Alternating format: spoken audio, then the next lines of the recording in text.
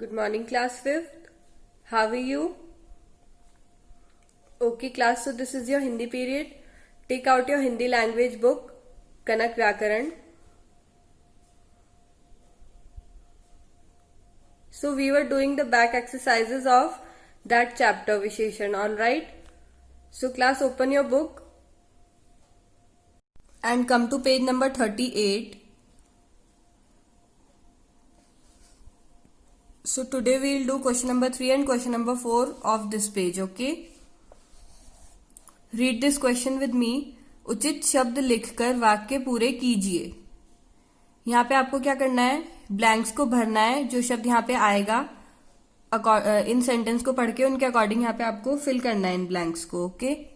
जैसे पहला उन्होंने किया हुआ है, विशेषण के डैश भेद होते हैं.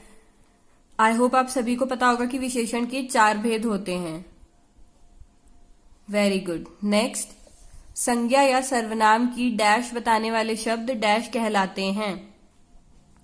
संज्ञा या सर्वनाम की क्या बताने वाले शब्द? Very good. ये डेफिनेशन दी है किसकी? विशेषण की. संज्ञा या सर्वनाम की विशेषता बताने वाले शब्द क्या कहलाते हैं? विशेषण कहलाते हैं. नेक्स्ट, जिसकी विशेषता बताई जाए उसे डैश कहते हैं. अब क्लास, जिसकी विशेषता बताई जाती है उसे हम क्या कहते हैं?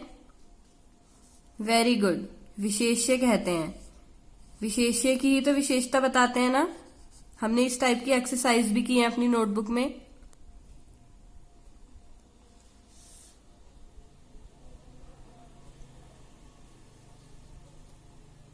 नेक्स्ट इज, विशेष्य की मापतौल बताने वाले शब्द डैश विशेषण कहलाते हैं.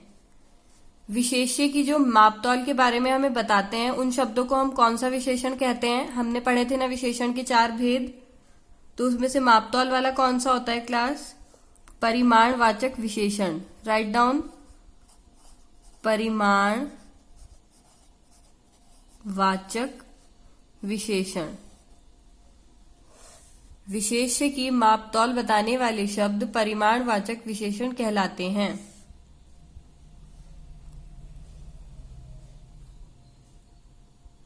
Done class.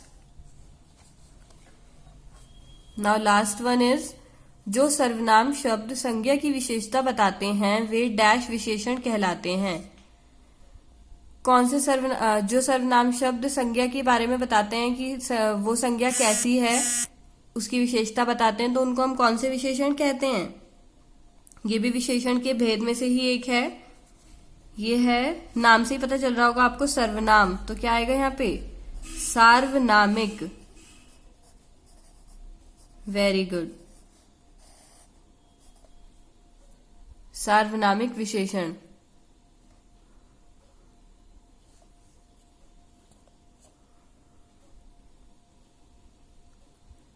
Done class.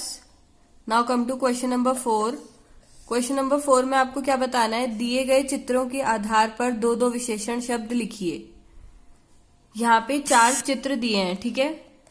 पहला है रोज, गुलाब बना है. दूसरा है नींबू. तीसरा क्या है? किताब. और चौथी क्या है? इमली. तो आपको पहला तो उन्होंने किया हुआ है गुलाब के बारे में. गुलाब की विशेषता बताने वाले 2 शब्द हैं, एक तो लाल और एक सुंदर.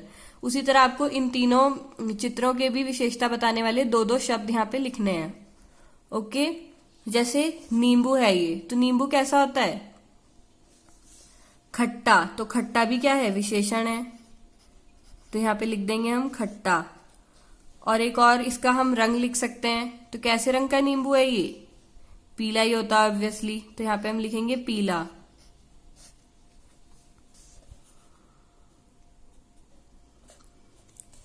डन. नाउ अब हम किताब के बारे में 2 विशेषण शब्दों का प्रयोग करेंगे. कौन कौन से शब्द हो सकते हैं? एक हम लिख देते हैं मोटी. मोटी लग रही है ना थोड़ी किताब, तो हम लिखेंगे मोटी किताब. और दूसरा लाल लिख देते हैं हम, क्योंकि कवर कैसा है इसका? लाल है. बाकी हमें इस किताब के बारे में कुछ पता नहीं चल रहा है, तो हम यही 2 विशेषण शब्द यहाँ पे लिख सकते हैं.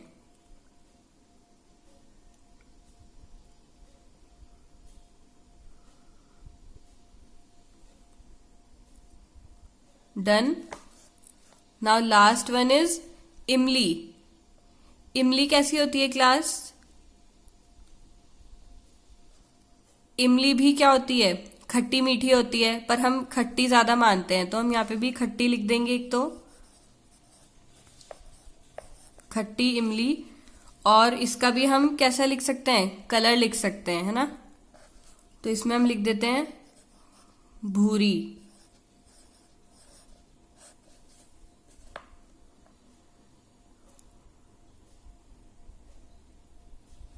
Done class. I hope you have completed your work. Okay class, so that's all for today's class. We'll meet in next class. Till then, bye bye, take care.